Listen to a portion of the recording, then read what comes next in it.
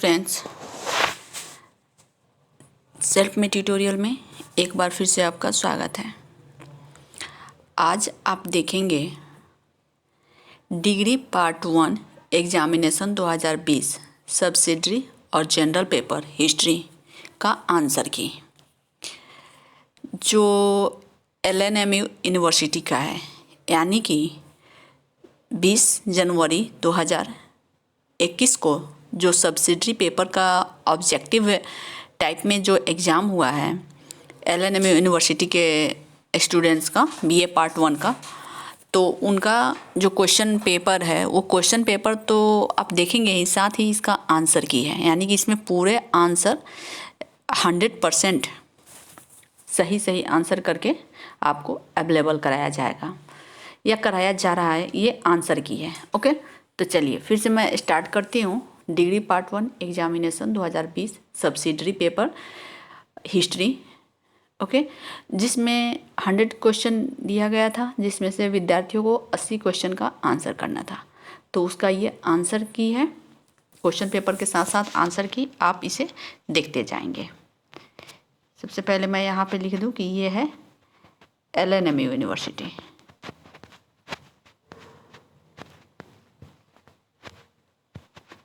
LNMU का है।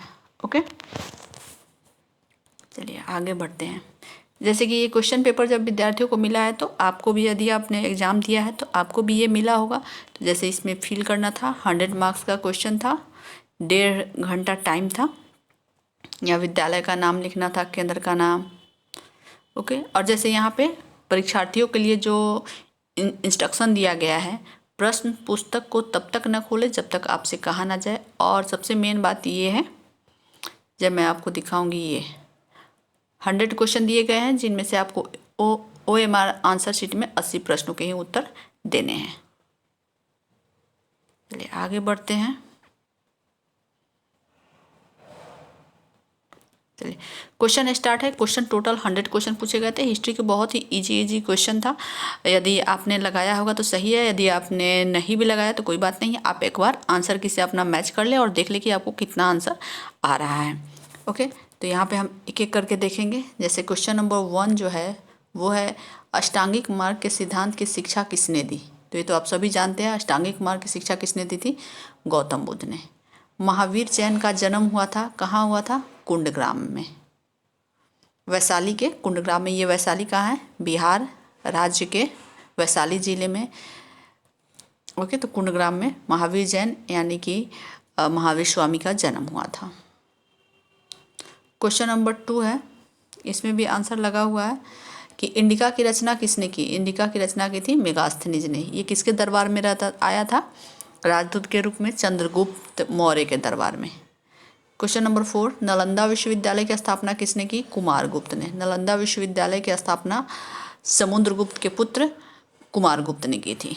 Nalanda university was established bye Kumaragupta, जिसे मेगास्थनीज की पुस्तकों में जिसका नाम शक्रादित्य मिलता है, तो वहीं ये कुमारगुप्त है।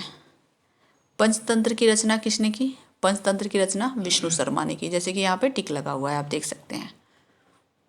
क्वेश्चन नंबर 6, सामाजिक इतिहास का प्राचीनतम पुरातात्विक स्रोत है। देखिए, सामाजिक इतिहास जानने का प्राचीनतम पुरातात्विक स्रोत है मुद्रा शास्त्र। मुद्रा शास्त्र क्यों? मुद्रा शास्त्र भी हो सकता है, और साथ ही आप इसको, यदि आप चाहेंगे तो ऋग्वेद भी कर सकते हैं सामाजिक इतिहास का। लेकिन ये कह रहा है पुरातात्विक स्रोत में, सामाजिक इतिहास का प्राचीनतम स्रोत में आ सकता है ऋग्वेद, लेकिन यहाँ कह रहा है पुरातात्विक आर्कियोलॉजिकल में, यानी कि कोई ऐसा जीवाश्म आता है, या ये कहे कि कुछ खुदाई से प्राप्त, पृथ्वी के खुदाई से नीचे प्राप्त कुछ वस्तुएं प्राप्त होती है उससे। तो जीवाश्म तो समाजशास्त्र के बारे में कोई ऐसा जानकारी नहीं देता है। मूर्ति विज्ञान भी समाजशास्त्र के बारे में जानकारी है, लेकिन बहुत ही आंशिक रूप से। लेकिन मुद्रा शास्त्र बिल्कुल पता चलता है समाजशास्त्र के, या ये कहे सामाजिक इतिहास के बारे में मुद्रा शास्त्र से पता चलता है। तो इसका आंसर होगा बी। क्वेश्चन नंबर 7, किसने कहा सिकंदर मेरे साथ राजा जैसा व्यवहार करो? ओके, ये कहा था राजा पोरस ने। सिकंदर मेरे साथ राजा जैसा व्यवहार करो। तो पोरस ने क्यों कहा था, इसको मैं थोड़ा सा संक्षेप में बता देती हूँ कि आप सिकंदर और पोरस की लड़ाई के बारे में आप सुने होइएगा और जानते भी होइएगा। तो वैसे ही एक बार सिकंदर जो है वो पोरस के यहाँ अपना वेश बदल के, या कि शायद पोरस गया था सिकंदर के यहाँ, तो उसने उससे पहचान लिया और उससे पोरस के यहाँ सिकंदर आया और उसने उसे पहचान लिया और बोला कि उसे अतिथि सत्कार किया और उससे वो बहुत खुश हुआ। पहचानने के बावजूद भी पोरस राजा जो था भारत का, वो सिकंदर को पहचानने के बाद भी उसके साथ अच्छा व्यवहार किया, क्योंकि भारत में अतिथि देवो भव के मतलब अतिथि देवो भव ये नीति प्रचलित है, जिसका पालन करते हुए पोरस ने उसका स्वागत किया। लेकिन सिकंदर उससे बहुत प्रभावित हुआ और उसने बोला कि बताओ तुम्हें क्या चाहिए। तो पोरस ने कहा था कि सिकंदर मेरे साथ राजा जैसा व्यवहार करो। उसी टाइम उसने ये स्टेटमेंट दिया था। क्वेश्चन नंबर 8, अशोक के कार्यकाल में के किस वर्ष में कलिंग युद्ध हुआ। ओके, तो अशोक के कार्यकाल के 8वें वर्ष में कलिंग युद्ध हुआ था 261 ईसा पूर्व में। और वो गद्दी पर कब बैठा था राजा अशोक, 269 में। ओके, 269 में वो गद्दी पर बैठा और कलिंग युद्ध हुआ था कितना, 261 में, तो यानी 8वें वर्ष। निम्नलिखित में कौन सी कला शैली यूनानी प्रभाव का परिणाम थी।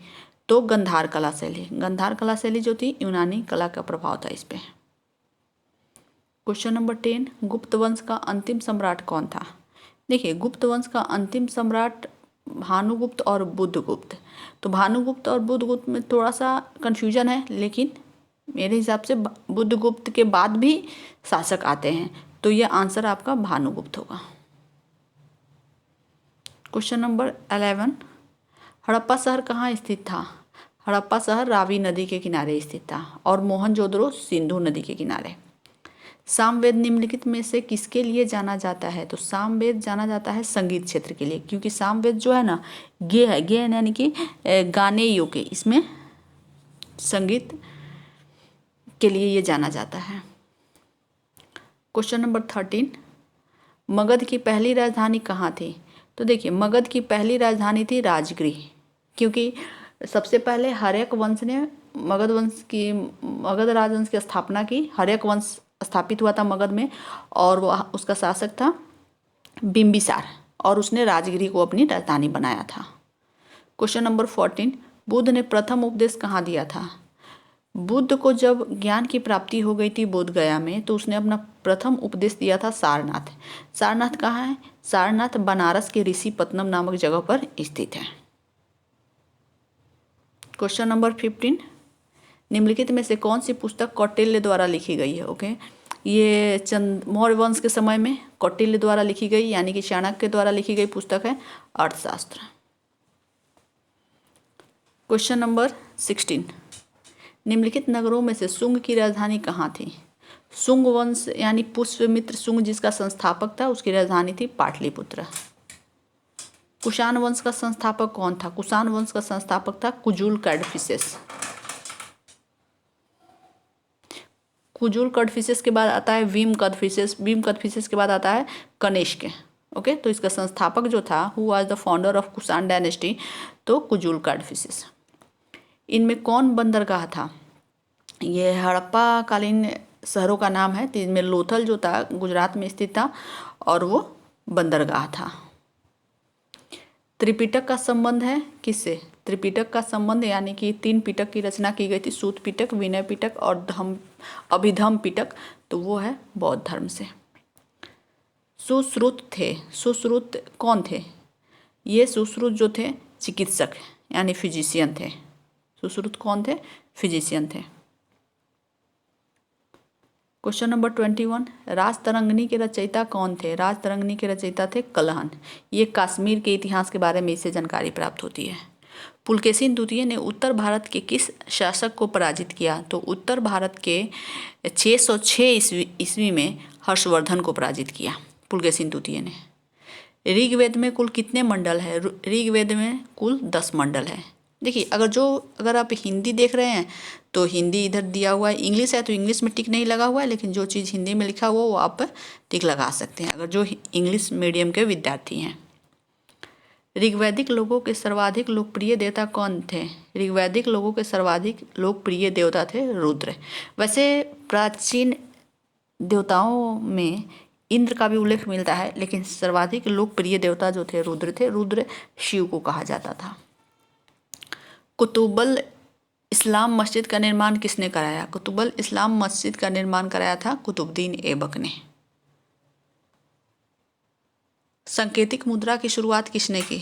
सांकेतिक मुद्रा की शुरुआत जो है वो की थी मोहम्मद बिन तुगलक ने। आपको याद होगा कि मोहम्मद बिन तुगलक अपनी नई नई आइडियाज अपने विचारों के लिए फेमस था, और उसने जैसे इतिहास में 4 ऐसे, जैसे कि राजधानी परिवर्तन, सांकेतिक मुद्रा, दबाव में कर वृद्धि, ये कुछ ऐसे काम किए थे जिससे जनता उससे काफ़ी क्षुब्ध हो चुकी थी। तो उसी के मृत्यु पर बदायूं ने ये कहा था कि इसे पागल राजा भी कहा था, और कहा था कि जैसे राजा को जनता से मुक्ति मिल गई और जनता को राजा से मुक्ति मिल गई। तो सांकेतिक मुद्रा का प्रचलन किया था मोहम्मद बिन तुगलक ने। तुगलक वंश का शासक था। 2.5 दिन का झोपड़ा का निर्माण किसने कराया? 2.5 दिन के झोपड़ा का निर्माण कुतुबुद्दीन ऐबक ने कराया था। कहाँ कराया था? अजमेर में। क्वेश्चन नंबर 28, किस शासक ने अपनी राजधानी दिल्ली से दौलताबाद स्थानांतरित की थी? वहीं किस शासक ने की थी? मोहम्मद बिन तुगलक ने की थी। कुतुब मीनार का निर्माता कौन था? Who was the maker of Qutub Minar? Qutbuddin Aibak. Delhi सल्तनत में गुलाम विभाग की स्थापना किसने की? ओके, दिल्ली सल्तनत में गुलाम विभाग की स्थापना फिरोज शाह तुगलक ने की थी, क्योंकि इसके समय में लगभग 1,18,000 गुलाम यानी दास थे उसके समय में। तो उसने एक अलग दास विभाग यानी कि गुलाम विभाग की स्थापना की थी, स्लेव डिपार्टमेंट। क्वेश्चन नंबर 31, अमीर खुसरो कौन था? अमीर खुसरो एक सूफी संत था। सूफी संत के साथ साथ एक कवि भी था। लोधी सुल्तान। लोधी सुल्तान क्या थे? तुर्क, मंगोल, पारसी, अफगान। तो ये अफगान थे। तराइन का द्वितीय युद्ध कब हुआ था? तराइन का द्वितीय युद्ध 1192 ईस्वी में हुआ था। किसके बीच में? पृथ्वीराज चौहान और मोहम्मद गोरी के बीच में, जिसमें तराइन के द्वितीय युद्ध में मोहम्मद गोरी विजयी हुआ था और उसने पृथ्वीराज चौहान को मार दिया था। क्वेश्चन नंबर 34, अरबों ने भारत पर किस शताब्दी में आक्रमण किया? अरबों ने भारत पर 8वीं शताब्दी में आक्रमण किया था, क्योंकि अगर डेट के वाइज मैं बताऊं तो 712 ईस्वी में अरबों ने भारत से सिंध पर पहला आक्रमण किया था, जब सिंध का शासक दाहिर था, और इसका वर्णन आपको चाचनामा में मिल जाएगा। क्वेश्चन नंबर 35 क्वेश्चन है, कालीबंगा स्थित है। कालीबंगा कहाँ स्थित है? ये भी है सिंधु घाटी सभ्यता के प्रमुख नगर जो है उन्हीं में से है कालीबंगा। कालीबंगा राजस्थान के गंगानगर जिले में स्थित है। क्वेश्चन नंबर, सॉरी इस पे हमने टिक नहीं लगाया है, लेकिन फिर भी मैं आपको आंसर कर देती हूँ। क्वेश्चन नंबर 36, विशाल अन्नागार कहाँ पाए गए थे? तो विशाल अन्नागार यानी अन्न के गोदाम कहाँ पाए गए थे? हड़प्पा और मोहनजोदड़ो में।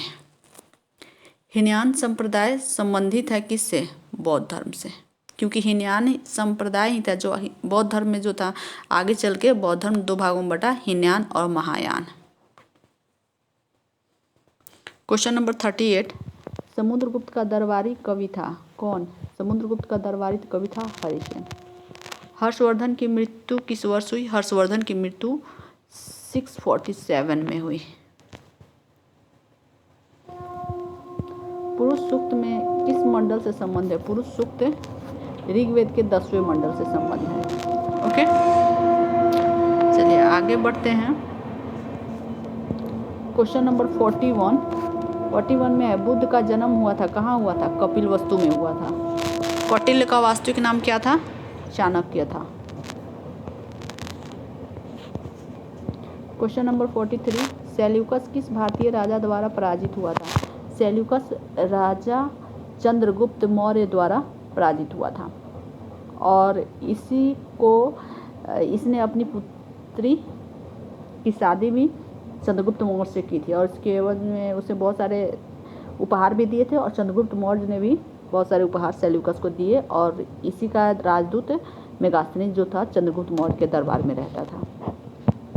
प्राचीन भारत के महान वैज्ञानिक कौन थे? प्राचीन भारत के महान वैज्ञानिक थे आर्यभट्ट, जिन्होंने भारत के पाटलिपुत्र के रहने वाले थे और इन्होंने जीरो की खोज की थी। क्वेश्चन नंबर 45, सिकंदर ने किस वर्ष भारत पे आक्रमण किया? सिकंदर ने 326 ईसा पूर्व में भारत पे आक्रमण किया था। क्वेश्चन नंबर 46, हर्षचरित्र के लेखक कौन थे? बाणभट्ट। राजेश्वर मंदिर का निर्माण कराया गया किसके द्वारा? राजेश्वर मंदिर का निर्माण कराया गया था राजराज प्रथम द्वारा। प्राचीन भारत में पहला शहरीकरण हुआ था कब? देखिए, प्राचीन भारत में पहला शहरीकरण हुआ था सिंधु घाटी काल में। ओके, उसके बाद से जो द्वितीय शहरीकरण हुआ जब लोहे का आविष्कार हुआ तो वो था, द्वितीय शहरीकरण आता है मौर्य काल के पहले, यानी 6ठी शताब्दी से 4ठी शताब्दी ईसा पूर्व के बीच का में हम द्वितीय शहरीकरण कह सकते हैं। जातक कहानियां संबंधित है किससे? महात्मा बुद्ध से। क्वेश्चन नंबर 50, मेगास्थनीज किसके समय में भारत आया था? चंद्रगुप्त मौर्य के समय में। यूनानी प्रभाव था किस कला पे? यूनानी प्रभाव था गंधार कला शैली पे। निम्नलिखित में से कौन हड़प्पाकालीन स्थल समुद्री गतिविधियों से नहीं जुड़ा था? अच्छा, नहीं जुड़ा था तो वो तो हो जाएगा देसलपुर। क्वेश्चन नंबर 53, निम्नलिखित में से कौन सा अनाज हड़प्पा वासियों द्वारा उपजाया नहीं जाता था? तो जौ, धान, गेहूं तो उपजाया जाता था, लेकिन क्योंकि इसके साक्ष्य भी प्राप्त हुए हैं, लेकिन दाल नहीं उपजाया जाता था। क्वेश्चन नंबर 54, चतुर्थ बौद्ध संगति का आयोजन हुआ था किसके काल में? तो चतुर्थ बौद्ध संगति का आयोजन जो हुआ था कनिष्क के काल में, जो कुषाण वंश का था, और इसने कश्मीर के कुंडल वन में चौथी बौद्ध संगति का आयोजन किया था। क्वेश्चन नंबर 55, बुद्ध का वास्तविक नाम क्या था? बुद्ध का वास्तविक नाम या ये कहे कि बचपन का नाम था सिद्धार्थ। क्वेश्चन नंबर 56, सिंधु घाटी सभ्यता की खोज किसने की? सिंधु घाटी सभ्यता की खोज राखलदास बनर्जी ने की। क्वेश्चन नंबर 57, प्राचीन भारत में द्वितीय नगरीकरण कब हुई थी? प्राक मौर्य काल में। प्राक मौर्य काल यानी कि मौर्य काल के पहले। सिक्कों के अध्ययन को कहते हैं क्या? ये मुद्रा शास्त्र कहते हैं, न्यूमिस्मेटिक्स। इतिहास का जनक किसे कहा जाता है? इतिहास का जनक हेरोडोटस को कहा जाता है। क्वेश्चन नंबर 60, उत्तर भारत का अंतिम शासक किसे कहा गया? उत्तर भारत का अंतिम हिंदू शासक कहा गया है हर्ष को। ध्रुवा देवी माता थी, ध्रुव देवी माता थी किसकी? कुमारगुप्त की, जिससे समुद्रगुप्त ने शादी की थी। इनमें कौन सी पुस्तक हर्षवर्धन द्वारा रचित है? प्रियदर्शिका। कवि राजमार्ग किस भाषा में लिखी गई है? कवि राजमार्ग वैसे तो कन्नड़ में लिखी गई है, लेकिन यहाँ पे कोई ऑप्शन नहीं है, तो उसके नियरेस्ट ऑप्शन जो दिख रहा है वो मराठी होगा। कांची के कैलाश मंदिर का निर्माण किसने कराया था? कांची के कैलाशनाथ मंदिर का निर्माण नरसिंह वर्मन द्वितीय ने करवाया था। क्वेश्चन नंबर 65, युद्ध की विजय से संबंधित कर था। ओके, तो जजिया, खिरात, जकात ये तो अलग करते, लेकिन खम्स जो है लूट या युद्ध के द्वारा प्राप्त कर होता था।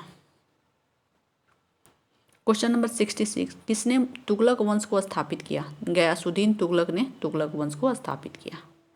दिल्ली सल्तनत की एकमात्र महिला शासिका कौन थी? दिल्ली सल्तनत की एकमात्र महिला शासिका रजिया सुल्तान थी। सूफीवाद का फिरदौसी सिलसिला लोकप्रिय था कहाँ? सूफीवाद का फिरदौसी सिलसिला लोकप्रिय था बिहार में। संत जिसने, क्वेश्चन नंबर 69, संत जिसने बीजक लिखा था, किसने बीजक लिखा? कबीर ने। साखी, सबद और बीजक। क्वेश्चन नंबर 70, किस शासक ने दैवीय सिद्धांत का प्रतिपादन किया? तो दैवीय सिद्धांत का प्रतिपादन किया बलबन ने। अब आप सोच रहे होंगे कि दैवीय सिद्धांत होता क्या है। दैवीय सिद्धांत यानी कि राजा खुद को ईश्वर का प्रतिनिधि समझता था। वो कहता था कि इस धरती पे यदि कोई ईश्वर है तो वो राजा यानी कि बलबन। क्वेश्चन नंबर 71, निम्नलिखित नगरों में से किस नगर का निर्माण फिरोज तुगलक ने करवाया? तो फिरोज तुगलक ने फिरोजाबाद का निर्माण कराया था। क्वेश्चन नंबर 72, दिल्ली के किस सुल्तान ने पहली बार दक्षिण भारत को जीता? अलाउद्दीन खिलजी ने। अलाउद्दीन खिलजी ने देवगिरी पर पहली बार अभियान में शामिल हुआ और देवगिरी को जीता था, तो वो अलाउद्दीन खिलजी। उसके बाद से दक्षिण के अनेक जगहों पे उसने अधिकार किया था। तारीख़ फिरोज शाही के लेखक कौन थे? तारीख़ फिरोज शाही के लेखक थे जियाउद्दीन बर्नी।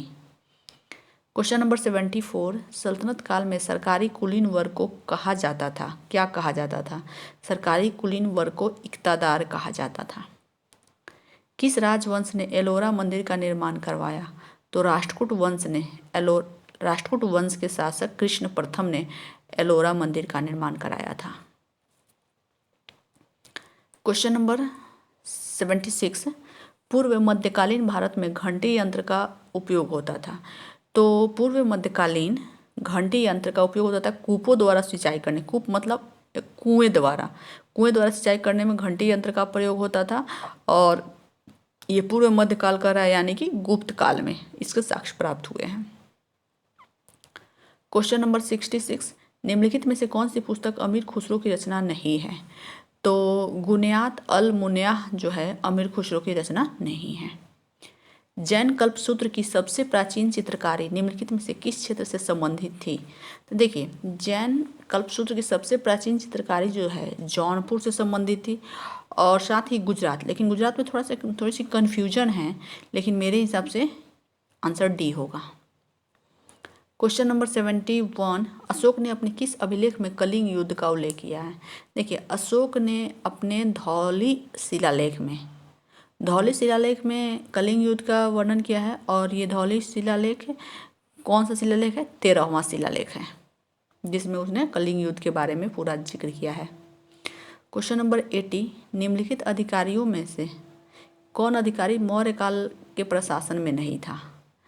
तो प्रादेशिक तो था, राजुक था, युक्त था, लेकिन नायक नहीं था। नायक जो था वो विजयनगर के साम्राज्य के प्रशासन में था। ओके, तो ये डी आंसर होगा। क्वेश्चन नंबर 81, सल्तनत काल में सेना की प्रशासनिक देखभाल निम्नलिखित में से कौन करता था? तो सल्तनत काल में सेना की प्रशासन की देखभाल करता था आरिज़ मालिक। आंसर होगा 81 का डी। क्वेश्चन नंबर 82 का आंसर होगा निम्नलिखित में से किस ग्रंथ में फिरोज शाह की नहर योजना का विस्तृत विवरण मिलता है? तो आंसर होगा बी, तारीख़ मुबारक शाही। याहिया बिन अहमद सरहिंदी के नाम से एक जो कवि थे, इतिहासकार कह सकते हैं या कवि कह सकते हैं, उन्हीं का था तारीख़ मुबारक शाही, जिसमें नहर योजना का विस्तृत चर्चा है। क्वेश्चन नंबर 83, शेख सरफुद्दीन याहिया मनेरी किस सूफी सिलसिले से संबंध रखते थे? याहिया मनेरी जो थे फिरदौसी सिलसिले से संबंध रखते थे। क्वेश्चन नंबर 84, वली और अमीर के पद को किसने पृथक किया? वली और अमीर के पद को अलाउद्दीन खिलजी ने पृथक किया। लेकिन इस क्वेश्चन में थोड़ी सी कन्फ्यूजन है, आप एक बार ज़्यादा कंफर्म हो लीजिएगा, देख लीजिएगा। क्वेश्चन नंबर 85, निम्नलिखित में कौन सा सुल्तान अशोक स्तंभ को दिल्ली लाया? तो अशोक स्तंभ को दिल्ली लाने वाला सुल्तान था फिरोज शाह तुगलक वंश का शासक, जिसे उसने फिरोज शाह कोटला मैदान में रखवाया। क्वेश्चन नंबर 86 में है, किस एकमात्र दक्षिणी राजा ने अलाउद्दीन की सार्वभौमिकता स्वीकार नहीं की? तो वो था पांड्य जो था अलाउद्दीन की सार्वभौमिकता जो है स्वीकार नहीं की। क्वेश्चन नंबर 87, ऋग्वेद में निम्नलिखित में से किस जनों का उल्लेख मिलता है? यद्दू का उल्लेख मिलता है। क्वेश्चन नंबर 88, वैदिक युग में राजा के पश्चात महत्वपूर्ण अधिकारी था कौन? वैदिक युग में राजा के बाद जो सबसे महत्वपूर्ण यानी सेकंड पोजीशन में आने वाला अधिकारी था वो था पुरोहित। पुरोहित अनेक डिपार्टमेंट धार्मिक डिपार्टमेंट तो संभालता ही था, धर्म विभाग, साथ ही वो न्याय विभाग भी संभालता था और साथ ही राजा का एक मुख्य सलाहकार भी होता था। क्वेश्चन नंबर 89, दिगंबर और श्वेतांबर संप्रदाय के मध्य मुख्य विवाद निम्न पर जोर देने के कारण था। अनुशासन और क्वेश्चन आंसर होगा ए, अनुशासन और कठोर जीवन पर। क्वेश्चन नंबर 90 यानी 90, इसमें आंसर है, क्वेश्चन है कुषाण काल के बारे में निम्नलिखित में से कौन सा कथन सही है। तो इस समय में गांधार कला का फलना फूलना, गांधार कला शैली काफ़ी विकसित हुआ था इस समय कुषाण काल में।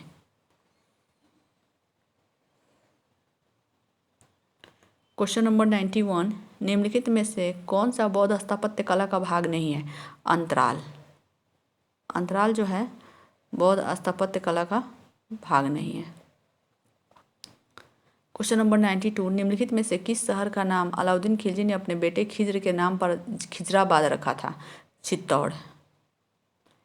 शेख बहाउद्दीन जकारिया किस संप्रदाय से संबंधित था। शेख बहाउद्दीन जकारिया था सुहरावर्दी सिलसिला से संबंधित।